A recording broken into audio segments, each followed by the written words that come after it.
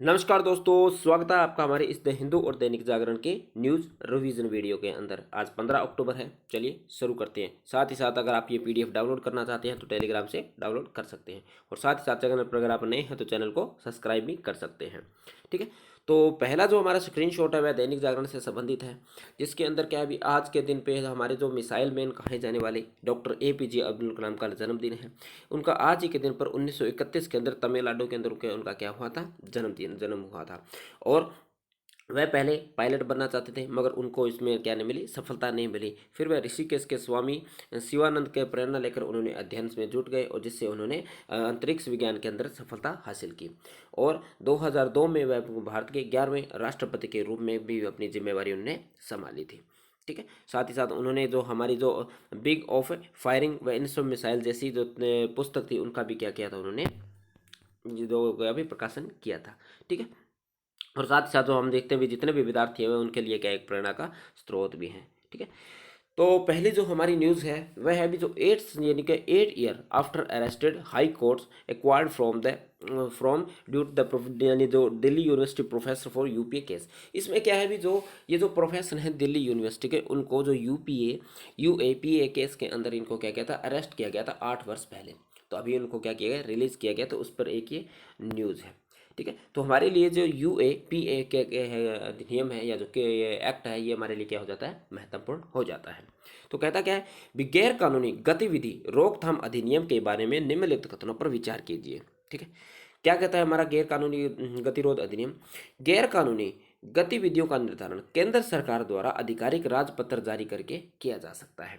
ठीक है, तो यानी केंद्र सरकार किसी भी कृत्य को ये कह सकती है भी वह गैर कानूनी कृत्य है, इसलिए वह उसको क्या करती है, यानी उसके बेस पर वह क्या करती है, अरेस्ट कर सकती है। तो इसका जो पहला कथन है हमारा सत्य है।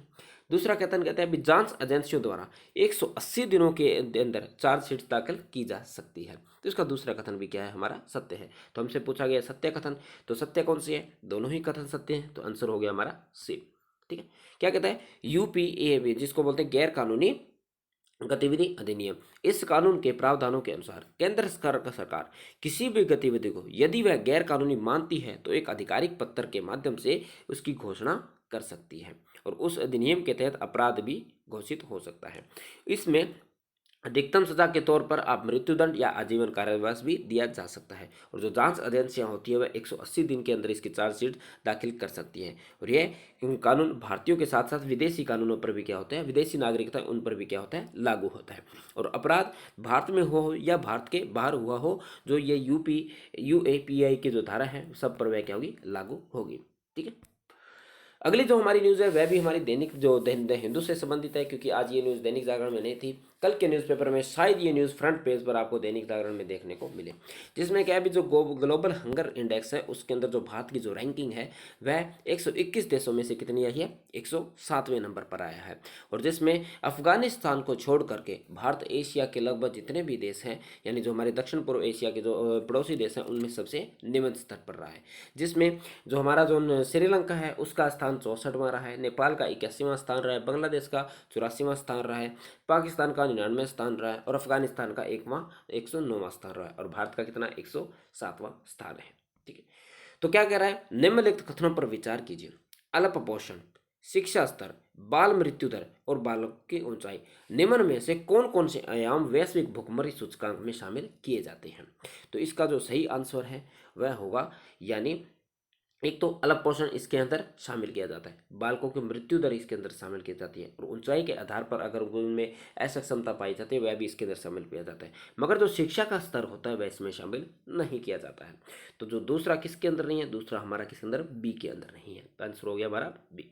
ठीक है, क्या कहता है भी जो वार्षिक रिपोर्ट किसके द्वारा, ये कर्सन वर्ल्ड वाइड और एक वैल्यू हेल्थ द्वारा संयुक्त रूप से वैश्विक भुखमरी सूचकांक प्रकाशित किया जाता है। और यह पहली बार कब, 2006 में क्या किया था, प्रकाशित किया गया था। यह है वर्ष अक्टूबर में जारी किया जाता है, क्योंकि अभी अक्टूबर का महीना चल रहा है, तो हर वर्ष ये नहीं, प्रत्येक वर्ष ये अक्टूबर के महीने में जारी किया जाता है। इसका 2021 के अंदर जो GI का कौन सा 16वां संस्करण संदर्भित था। ठीक है, अब आगे आएगा वह कौन सा होगा, 17वां संस्करण होगा। ठीक है, सॉरी, जो अभी आया हुआ है कौन सा है, 17वां संस्करण है 2022 के अंदर। ठीक है, अगला कहता है वैश्विक क्षेत्र और देश के स्तर पर भूख को व्यापक रूप से मापना और ट्रैप करना इसकी क्या है उद्देश्य है। ठीक है, इसकी गणना में 4 संकेतक लिए जाते हैं। कौन कौन से? अल्पपोषण लिया जाता है, चाइल्ड वेस्टिंग लिया जाता है, चाइल्ड स्टेनिंग लिया जाता है और बाल मृत्यु दर दिया जाता है। जो चाइल्ड वेस्टिंग होती है वह 5 साल से कम और बच्चों का जो हिस्सा होता है जिनका वजन व ऊंचाई के हिसाब से कम होता है, उनका जो वजन होता है या उनकी ऊंचाई होती है उसके आधार पर उनका वजन में क्या होता है, असंतुलन पाया जाता है। ठीक है, तो जिस जो कहीं ना कहीं कुपोषण का ही एक पार्ट है। दूसरा है चाइल्ड सीकिंग, यानी जो बच्चों की उम्र के हिसाब से उनका वजन और उनकी उम्र के हिसाब से कुपोषण को दर्शाता है, यानी उम्र के अनुसार उनका जो वजन है वह अधिक होता है या कम होता है, वह भी कहीं ना कहीं कुपोषण के ही क्या है, सिम्टम्स है। ठीक है, अगली जो न्यूज़ है वह हमारी दैनिक जागरण से संबंधित न्यूज़ है। इसमें कहा भी जो शिवलिंग है को पहुंच सकती, यानी जो शिवलिंग को अगर हम क्या कहते हैं, जो अभी हाल में जो ज्ञान व्यापी का जो मुद्दा चल रहा है उसके अंदर क्या है, जो शिवलिंग है अगर उसकी जो कार्बन डेटिंग की जाती है तो उसको क्या हो सकती है, क्षति पहुंच सकती है। तो इसलिए कोर्ट ने यह कहा भी उसकी जो कार्बन डेटिंग है वह नहीं होगी। कार्बन डेटिंग क्या होती है भी, एक ऐसी प्रक्रिया है जिसके माध्यम से पुरानी चीज़ों की उम्र का पता लगाया जाता है और चीज़ अपने आसपास के वातावरण में कार्बन अवशोष करती है और इन कार्बन पर एक निश्चित मात्रा में प्राकृतिक रेडियो एक्टिव कार्बन यानी C14 भी शामिल होता है। और चूंकि यह क्या कहते हैं, रेडियो एक्टिव कार्बन, इसलिए इस भाग को भी क्षय होता रहता है। ठीक है, तो ये कहता है कार्बन डेटिंग, क्या कहता है कार्बन डेटिंग, इससे कार्बन डेटिंग लगाया जाता है, आप पता लगा सकते हैं क्योंकि कार्बन कितना पुराना है। ठीक है, कहता क्या है, रेडियो कार्बन डेटिंग के बारे में निम्नलिखित कथनों पर विचार कीजिए। रेडियो कार्बन डेटिंग तकनीक के माध्यम से जंतु व अवशेषों की आयु का अनुमान लगाया जाता है। तो हमने देखा है पहला कथन क्या है, बिल्कुल सत्य है। पदार्थ में कार्बन की मात्रा जितनी अधिक होती है उसकी आयु उतनी ही क्या होती है, अधिक होती है। तो इसका जो दूसरा कथन है वह क्या है, गलत है। ठीक है, क्योंकि दूसरे कथन कहता है भी जितनी इसकी मात्रा अधिक होगी उतनी उसकी जो आयु होगी वह क्या होगी, कम होगी। ठीक है, और जितनी इसके अंदर मात्रा कम होती है उसकी आयु उतनी ही क्या होती है, अधिक होती है। ठीक है, इसका अनुमान लगाया जाता है, यानी कार्बन 14 है वह लगभग 5000 साल तक रह सकता है। यानी जो 5000 पहले की कोई वस्तु है तो उसका हम कार्बन डेटिंग के तहत उसकी आयु का पता हम लगा सकते हैं। ठीक है, तो पूछा गया सही कथन, सही कथन कौन सा है, केवल और केवल एक। ठीक है, क्या कहता है, कार्बन डेटिंग व्यापक रूप से इस्तेमाल किया जाने वाला एक विधि है जिससे कार्बन पदार्थों की आयु का पता लगाने के लिए उपयोग किया जाता है। कार्बन पदार्थ यानी ऐसी चीज़ों जो अपने जीवित थी, दरअसल जीवित वस्तुओं विभिन्न रूपों में कार्बन मौजूद होता है। ठीक है, जैसे जो जीवित वस्तु होती है उनमें अलग अलग प्रकार कार्बन इस्तेमाल होता है। कार्बन का एक विशेष समस्थानिक होता है जिसे हम क्या कहते हैं, कार्बन 14 कहा जाता है। कार्बन 14 का जो परमाणु द्रव्यमान कितना होता है, 14 होता है, इसलिए कार्बन 14 कहा जाता है। और यह रेडियोधर्मी होता है। रेडियोधर्मी होने के कारण इसमें कार्बन परमाणु द्रव्यमान समय के साथ साथ जैविक शारीरिक की घटता जाता है, यानी समय के साथ साथ क्या होता है, ये घटता जाता है। तो यानी जो दूसरा कथन हमारा यहाँ पर आकर पता चलता है, यह रेडियोधर्मिता का एक गुण होता है। इसमें रेडियो एक्टिव संगठन होते हैं। ऐसे में जब कोई जीवित वस्तु जैसे कि कोई पौधा हो या कोई जानवर मर जाता है तो उसके शरीर में कार्बन 12 से कार्बन 14 का अनुमान व अवशेष में बदलना शुरू हो जाता है और इसी परिवर्तन को माप पर यह पता लगाया जाता है कि अनुवांशिक कार्बन कितना यानी वस्तु कितनी पुरानी है, यानी उसकी उम्र का पता लगाया जा सकता है। ठीक है, साथ ही साथ जो कार्बन 14 है उसके माध्यम से हम किसी निर्जीव वस्तु की आयु का पता नहीं लगा सकते हैं। तो हम शिवलिंग का कैसे पता लगा सकते थे, तो शिवलिंग का पता हम ऐसे लगा सकते थे भी हमारा मानना है भी जहाँ पर पत्थर है तो उस पत्थर को किसी ने वहाँ पर रखा होगा या किसी अवशेष को उसने कहीं पर वहाँ पर रखा होगा, तो उस जीवित जैसे हम कह सकते हैं वहाँ पर अनाज के कुछ दाने मिल सकते हैं या वहाँ पर ऐसे कुछ अवशेष या मिट्टी या इस प्रकार की मिल सकती है या ऐसे कीट मिल सकते हैं जो पहले जीवित थे। तो उनके आंकड़े इकट्ठे करके हम आयु का पता लगा सकते हैं भी ये लगभग इतने वर्ष पुराना हो सकता है। ठीक है, अगली जो न्यूज़ तो है हमारी वह भी दैनिक जागरण से संबंधित न्यूज़ है जिसके अंदर क्या है, भारत और चीन अगले दौर में क्या किया भी, भारत और चीन ने जो क्या कहते हैं, जो working managing for consult and coorganization के तहत इंडिया चाइना ने क्या किया है, जो बैठक हुई है जिसकी वजह से जो सीमा पर चल रहा विवाद है उसको हम कम करने की बात कही गई है। ठीक है, पहले ये बैठक मई में हुई थी जिसके बाद हमने गोरखा और जो हॉट शिपिंग के बीच में जो सीमा विवाद था उसका हमने सुलझाया था और जो दोनों देशों ने अपनी सेना को क्या किया था, वापस बुलाया था। ठीक है, तो एक बैठक और हुई है अभी। तो क्वेश्चन क्या कहता है, हाल ही में चर्चा में रहा working managing for consultation coordination निम्न में से किन दो देशों के मध्य एक संयोग है। तो ये किन के बीच में? अभी हमने देखा भारत और चीन के बीच में। ठीक है, क्या कहता है? भारत और चीन के बीच सीमावर्ती इलाकों को में कोई वास्तविक नियंत्रण रेखा या एक्चुअल लाइन ऑफ कंट्रोल है। जो सरकार सीमावर्ती अधिकारिता से परामर्श और समन्वय पर कार्यतंत्र, जिसको कहते हैं वर्कन मैकेनिज्म ऑफ कंसुलेशंस एंड कोऑर्डिनेशंस, जिसको WMCC, और चैनलों के माध्यम में LHC के मुद्दों का क्या कहते हैं? उठाती है और उनका समाधान निकालने का क्या करते हैं? हम प्रयास करते हैं। समिति की सिफारिश है के अनुसार दोनों देशों के बीच में एक व्यापक सीमा अनुबंध समझौता होना चाहिए, जो कि इन दोनों देशों के बीच में स्थापित उपभोक्तंत्रों को कमी ला सके, यानी जो हमारा संघर्ष है उसको क्या कर सकते हैं? कमी की जा सके। ठीक है, अगली जो न्यूज़ है हमारी, मणिपुर में 4 से अधिक बच्चों को परिवार के में कोई सरकार नहीं मिलेगा। यानी मणिपुर सरकार ने एक कानून बनाया है, यानी किसी परिवार के अगर 4 या 4 से अधिक बच्चे हैं तो उनको किसी प्रकार की जो सरकारी सेवाएं हैं उनका लाभ नहीं मिलेगा।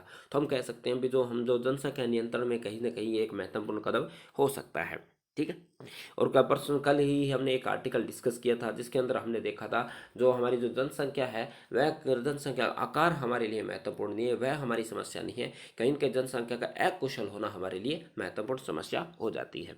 ठीक है, तो कहता क्या है? मणिपुर राज्य के बारे में निम्नलिखित कथनों में से असत्य कथन को पहचानना है। ठीक है, क्या कहते हैं? भी मणिपुर सार्वभौमिक मताधिकार हेतु चुना जाने वाला देश का प्रथम राज्य है। तो ये कथन बिल्कुल सत्य है।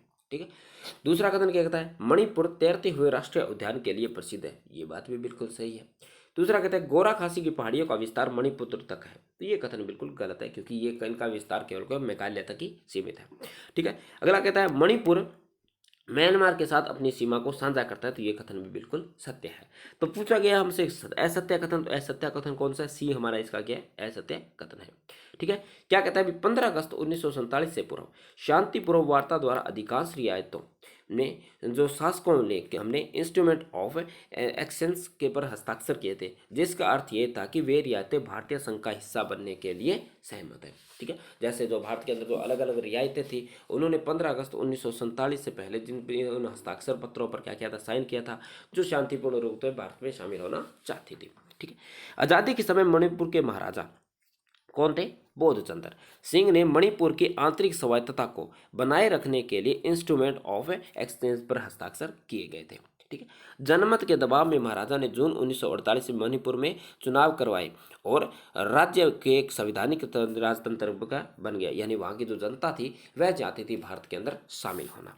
इस प्रकार मणिपुर सार्वभौमिक वैश्विक मताधिकार के आधार पर चुनाव करने वाला भारत का क्या था? पहला राज्य था। ठीक है, भारत के साथ विलय को लेकर मणिपुर की नवनिर्वाचित विधानसभा में अत्यधिक मतभेद थे। भारत सरकार ने सितंबर 1949 को मणिपुर विधानसभा के परामर्श के बिना एक विलय पत्र पर हस्ताक्षर करने में सफलता प्राप्त की थी और 21 जनवरी 1972 में मणिपुर और मेघालय और त्रिपुरा के तहत एक पूर्ण विकसित राज्य बन गया था।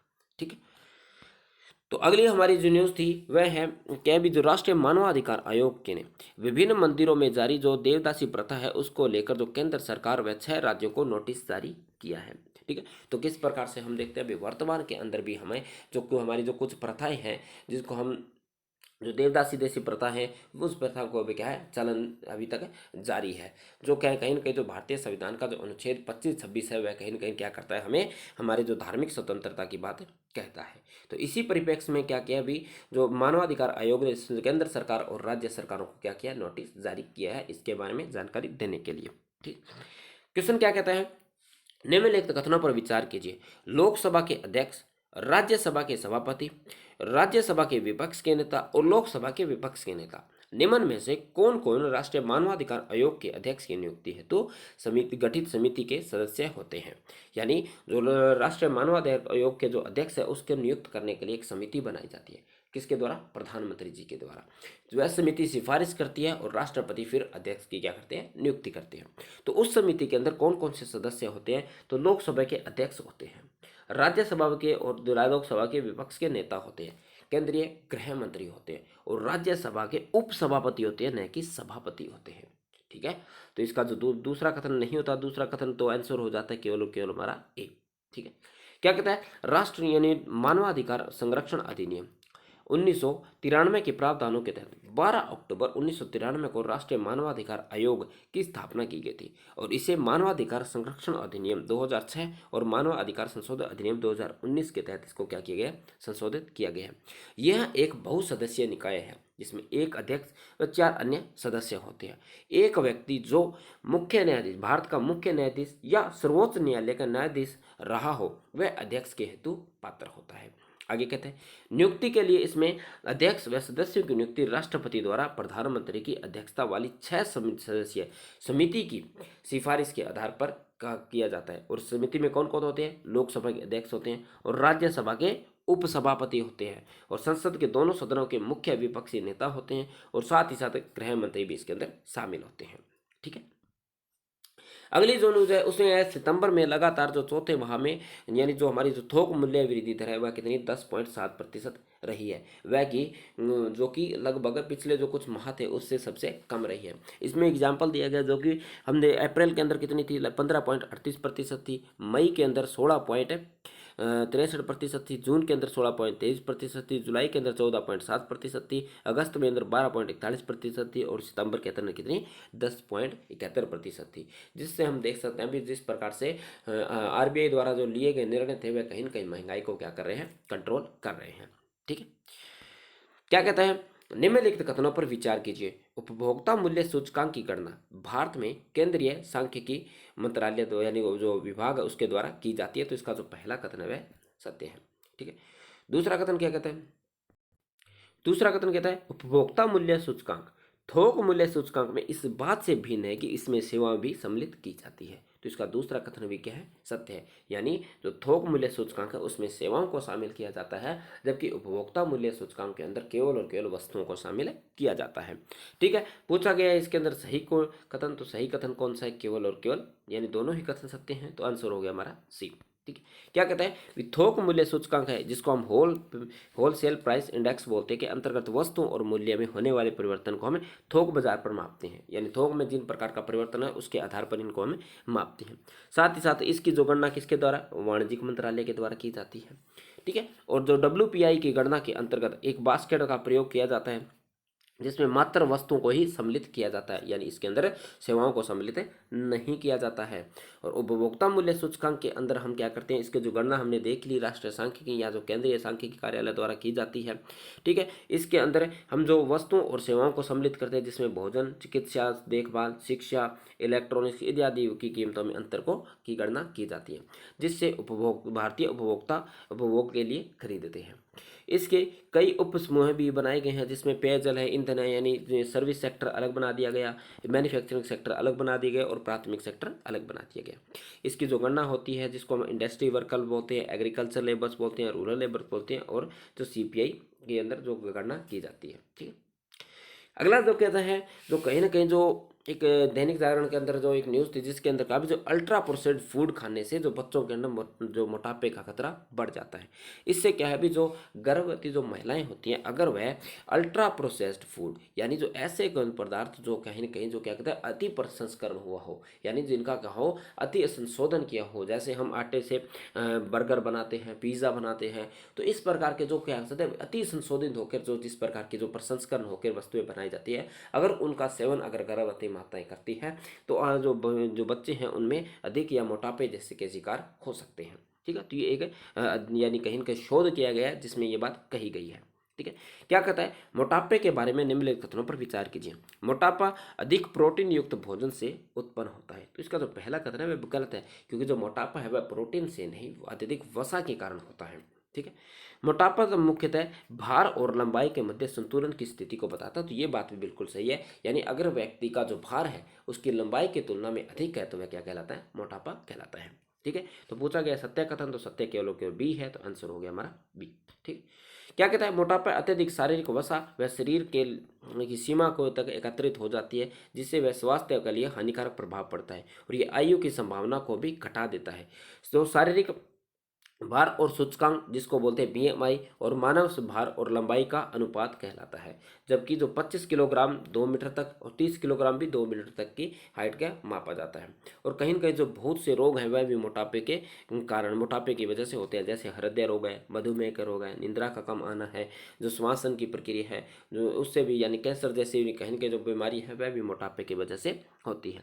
ठीक है, तो ये मोटापे की वजह से मुख्य बीमारियां भी होती हैं। ठीक है, तो आज की वीडियो में इतना ही। अगर आपके लिए वीडियो हेल्पफुल होती है तो आप चैनल को सब्सक्राइब कर सकते हैं, साथ ही साथ वीडियो को आप लाइक भी कर सकते हैं। ठीक है, चलिए मिलते हैं नेक्स्ट वीडियो में।